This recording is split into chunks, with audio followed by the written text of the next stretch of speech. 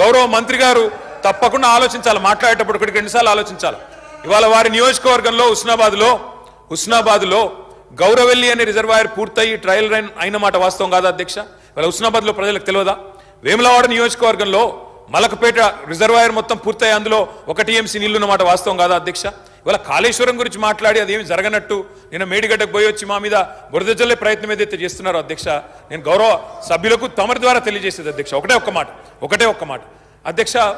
కాళేశ్వరం అనేది ఒక బరాజ్ కాదు అధ్యక్ష. కాళేశ్వరం అంటే 3 బరాజులు, 15 రిజర్వాయర్లు, 21 పంప్ హౌజులు, 19 సబ్ స్టేషన్లు, 203 కిలోమీటర్ల టన్నల్స్, 1531 కిలోమీటర్ల గ్రావిటీ కాలువలు, 141 టీఎంసీల స్టోరేజ్ కెపాసిటీ, అదేవిధంగా 240 టీఎంసీల యూటిలైజేషన్. శ్రీయర్ గారు ఏమన్నారు అధ్యక్ష? శ్రీయర్ గారు ఒకటే మాట అన్నారు, స్టెబిలైజేషన్ కూడా తీసుకోవాలి ఒక ప్రాజెక్టులో. కొత్తగా 97,000 కూడా నీళ్ళు ఇయ్యలేదని మాట్లాడితే స్థిరీకరించబడ్డ ఆయకట్టు ఎంత అని అధికారిని అడుగుతుంటే ముఖ్యమంత్రి గారు మాట్లాడనీయలేదన్నారు. గొప్ప ఉదాహరణ నా నియోజకవర్గం అధ్యక్ష. మా దగ్గర అప్పర్ మానేర్ అనే ప్రాజెక్టు నిజాం టైంలో కట్టినారు అధ్యక్ష, 45లో కట్టినారు. ఆ అప్పర్ మానేర్ అనే ప్రాజెక్టు కోసం ఆనాడు రాజశేఖర రెడ్డి గారి ఆనాడు ప్రభుత్వం ఉన్నప్పుడు కూడా పాదయాత్రలు జరిగినాయి. దాన్ని ఎప్పటికప్పుడు స్థిరీకరించాలని నింపాలనే ప్రయత్నాలు జరిగినాయి. కానీ ఎప్పుడు నింపబడ్డది అధ్యక్ష? మొత్తానికి మల్లన్న సాగర్ కట్టిన తర్వాత మల్లన్న సాగర్ నుంచి వచ్చే కాలువ ద్వారా ఎప్పుడైతే కూడవెల్లిలోకి నీళ్ళు వచ్చినాయో, కూడవెల్లి వాగులోకి ఈరోజు ఏప్రిల్లో ఎర్రటి ఎండల్లో కూడా మా మిడ్ మానేరు మా అప్పర్ మానేరు ఎండుతున్న మాట వాస్తవమా కాదా?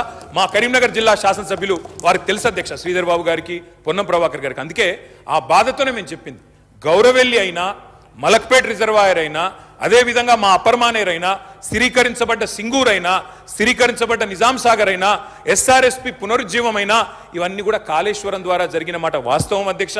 అందుకే గౌరవ మంత్రి గారిని, ప్రభాకర్ గారంటే నాకు గౌరవం, ఎందుకంటే ఉద్యమ సహచరుడు. ఆనాడు పార్లమెంట్లో వీరోచితంగా పోరాడింది కాబట్టి మా నాయకుడు కేసీఆర్ గారు కూడా కరీంనగర్లో, ఇక్కడ అక్కడ కాదు అధ్యక్ష, కరీంనగర్కి వచ్చే బహిరంగ సభలోనే వారిని అభినందించారు. కాబట్టి మాకు అట్లాంటి మంత్రి గారిని అగౌరవపరిచే కుసంస్కారం లేదు. కానీ మంత్రి గారు కూడా వాస్తవాలు చెప్పాలి అధ్యక్ష. గౌరవెల్లి పూర్తయిన మాట వాస్తవం, ఎన్జిటి స్టే ఉన్న మాట వాస్తవం, మలక్పేట పూర్తయిన మాట వాస్తవం, ట్రయల్స్ జరిగిన మాట వాస్తవం.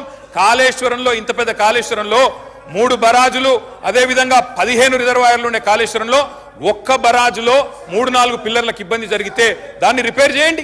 ఇప్పుడే మా గౌరవ పెద్దలు కడియం శ్రీయర్ గారు డిమాండ్ చేసినారు, దాన్ని రిపేర్ చేయండి. రైతుల మీద కోపం పెంచుకోకండి. కేసీఆర్ గారి మీద కోపం ఉంటే, రాజకీయంగా ప్రయోజనం కావాలనుకుంటే ప్రయత్నం చేయండి. కానీ ఆ ప్రాంత రైతాంగం పట్ల కక్ష కట్టవద్దు. నింపండి, మేడిగడ్డ నింపండి, కాళేశ్వరంలో పంపింగ్ స్టార్ట్ చేయండి.